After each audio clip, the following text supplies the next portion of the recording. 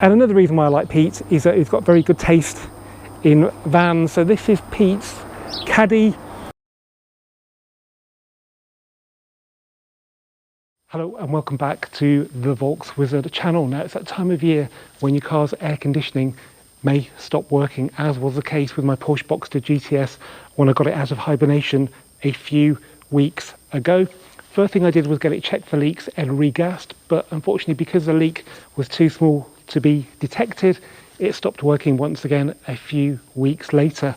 Well, in today's video I'm going to show you how I found the leak and had the system repaired for just £100, and the principle is the same for any car with air conditioning. So let's start off by showing you how I inspected the aircon system on my car.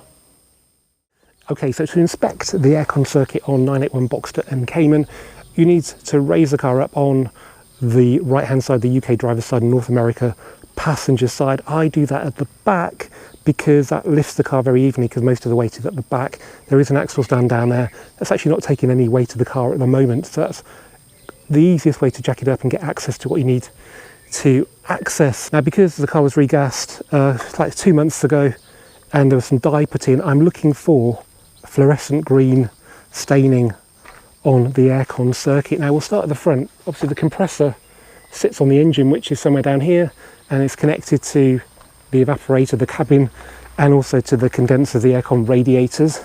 So start at the front, and ideally with an ultraviolet torch, but a normal torch might do, have a good look.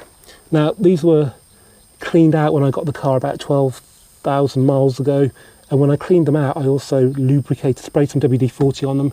You can see they probably could do with a good clean out again before the winter, but they're common for corrosion because of all this debris getting stain damp, and also you get stone impacts as well. So we're looking for ultraviolets, and they look pretty clean and dry, so that's good. There are obviously joints where the condenser joins the pipework, which we can't see, but we'll worry about that if we can't find a leak anywhere else. And just have a look in this one as well. You can probably get most of that out with a vacuum, but yeah, no green staining there. From the front they go into the scuttle, so just have a look here. The only joint here is down here, it goes into the cabin. All this aluminium pipework, not to be mistaken for the wiper linkage, is the aircon routing, but no, it looks all really clean and dry. So from here we go down into the back of the front wing, and there's no joint in here, but it's worth just looking at it. I've had to take the liner out, which I've done with the wheel off. I've put that back on just so I could jack it up on the back. And then down here, this is the very high risk of a leak because we have a joint, and as you can see by its proximity to the sill, clumsy mechanics could quite easily damage this. So there is a joint. You can see the bolts holding those two lines together. That's nice and clean. The tray is nice and dry as well. There's no staining on there. Have a cursory look at the rest of the pipe just to see it's not been damaged, but because there's no joint it would be quite unlikely that there will be a leak. But there is one more joint. So basically we have a run from the front to here, then we have one piece of pipe along the sill, and then one pipe that goes up into the engine bay to the compressor, which is somewhere under the hood.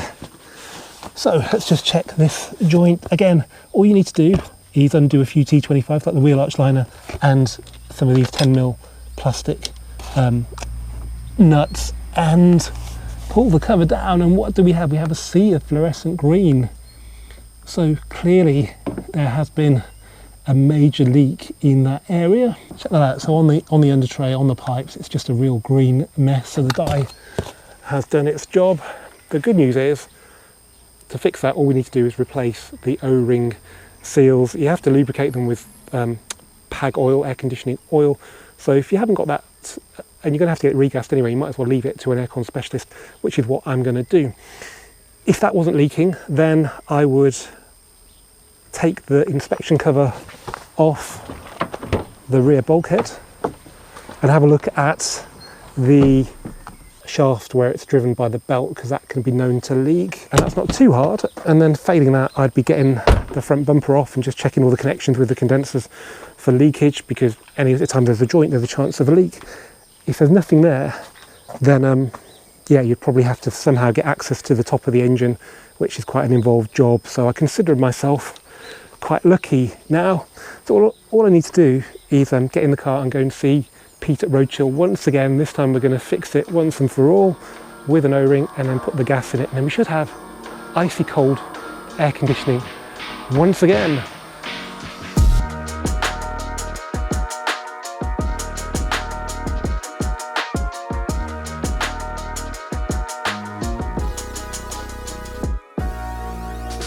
Well guys, I'm now in Solihull at the Roadchill premises.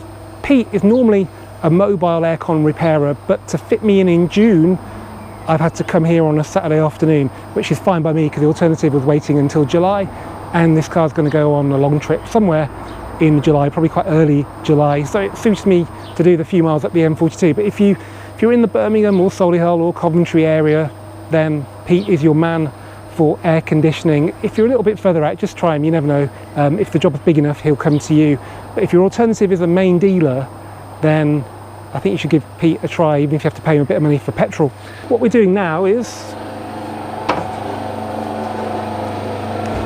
evacuating what gas is left in the car, and then Pete can undo the pipe connection down there and puts a new seal on that.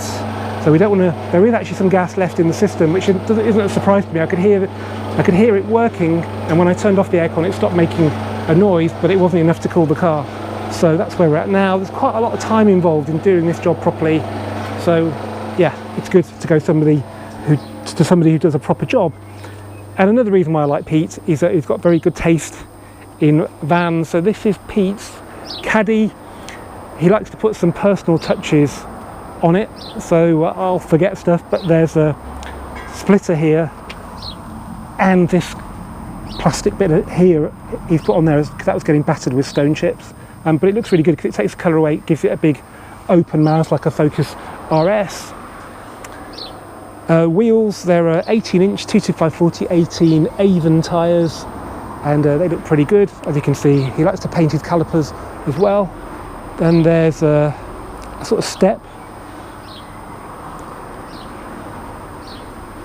underneath the sill. We've got mud flaps,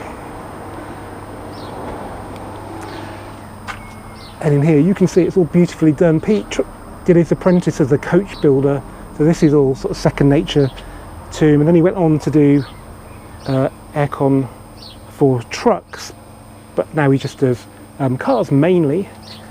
Let's have a look inside. There's a bit of a Club Sporty strip there. The funny thing about this Caddy, which we both really quite like, is that there's no pressings in this panel here. It's got to be the biggest piece of metal without anything on it I've ever seen on a vehicle. Okay, in here we've got some Diamond R-branded seat covers, which look good. They're definitely just covers because you can see the seat down there, but it seems to fit really well. You've got the airbag sticker on there, and again the level of finish in here is really good. Got a bit of blue trim around there. Again, quilting on here, that looks much harder to do than the seat cover. Flock in there, Caddy sill covers, rubber mats, sort of Garmin sat nav there for visiting his customers, and I think that's a rear view camera there instead of a mirror. And this he was proud of as well. This was normally plastic and he's trimmed it really nicely. So yes, a man of fine taste.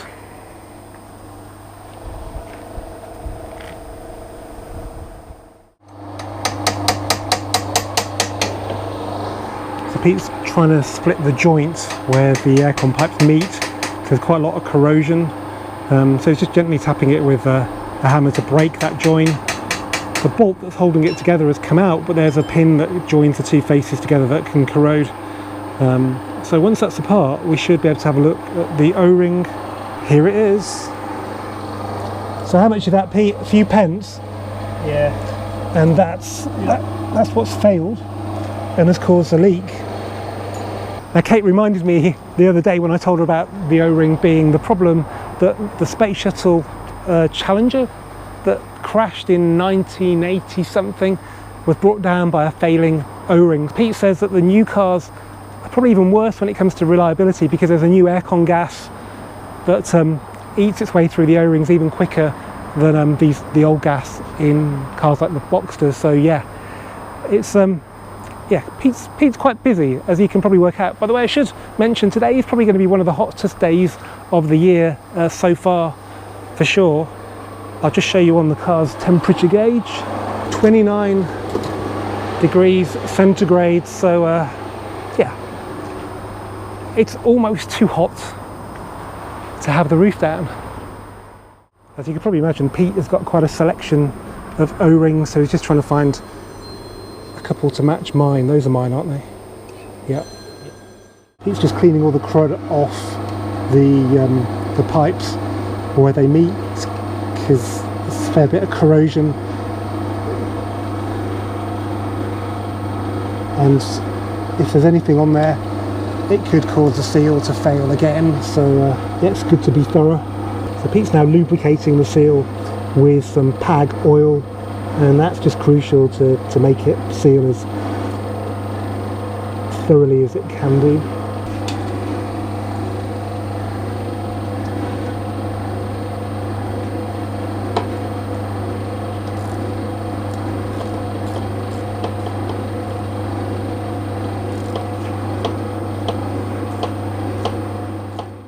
Now, as you know, the UV dye did its job to locate this leak, but the problem is, if you get another leak, it could be hard to distinguish it from the original UV dye. So what Pete's doing is showing me where the dye is now. Are you going to clean that off, or are you just telling me? I'll have another go, yeah. Okay, it's going to just clean all that off. So then, if it does leak again, because when it gets regassed, Pete's going to put more dye in, we'll know that it's a new leak with new dye and not the old dye.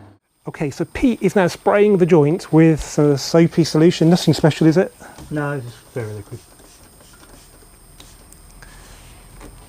Of course, it wouldn't be worth doing that if the system wasn't under pressure. So there's nitrogen in the system. What kind of pressure is it, Pete? 220 psi. Okay, so yeah, that's like 8 times your tyre amount of pressure in the system. And then Pete will just check down here. You're looking for soapy bubbles, aren't you? Yeah. He said there won't be any. He is confident. Okay, so with the joint repaired and cleaned up, the next job is to vacuum the air conditioning system to get all the moisture out of it, which will then leave a nice clean system ready for the new gas, which is in there.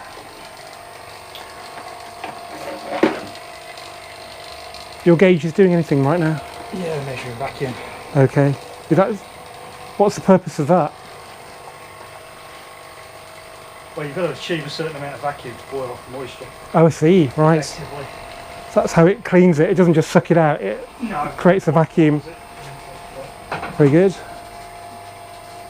So these are the 2 Aircon service points on the Boxster, and probably 991, 911 as well. Really easy to access. They're under a black plastic cover, but that literally just pulls off. You just have to peel off this seal, and that's it. And then try not to drive over it, because that would be a very expensive bit of plastic. Okay, to switch from vacuuming to putting gas in, Pete just opens and closes a few taps and plays with this bit as well, I think, the gauges, and that just diverts the gas in there without opening up to the atmosphere, which keeps it free of any moisture. As you can see, the gas is on scales. Is that the reading for the scales? Yeah. So you're watching the gas go from there to there. Is that the amount of gas that's gone? Yeah, yeah. You zero it and then it goes into a minus to... Got you. That's what we're looking at, 860. Is there a label on here that tells you what's what? Either 850 or 900, hang on. 981, there we go. Try and find that.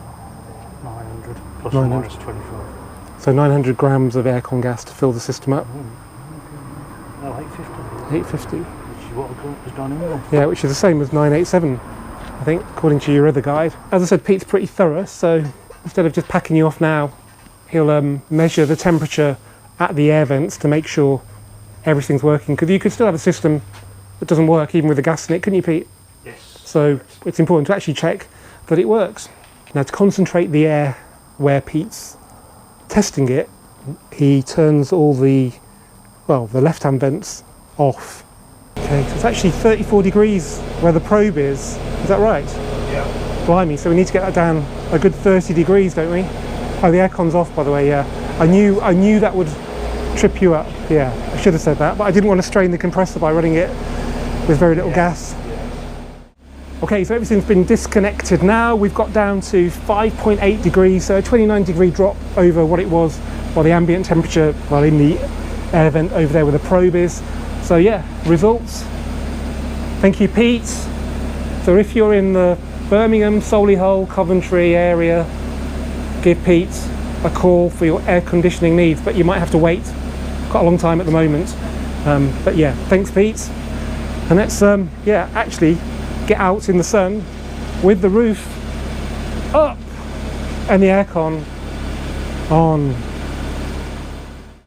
Well, it's now around 6 weeks since all that work was done, and I'm pleased to report the air conditioning is still working to perfection. And that's really, really important, because the road trip that I mentioned earlier in the video, I'm actually on right now. I'm stood in Venice, where the temperatures have been in the mid-30s, and on the way down it's been warm as well. We're heading south, so the sun's coming right through the windscreen. Without efficient air conditioning, this would have been a very, very tiring and a much more dangerous journey, because air conditioning, it's not just more comfortable, it keeps you alert, and that's really important when you're doing long days on the road. So big thanks to Pete at Roadchill for fixing my Boxster air conditioning for just £100. If you need your air conditioning fixed and you're in the Midlands, make sure you give Pete a call. The details to contact Pete are in the description of the video below. As ever, guys, thanks for watching this Volkswagen video. Keep subscribing, keep commenting, and I'll see you for the next one very soon. Ciao.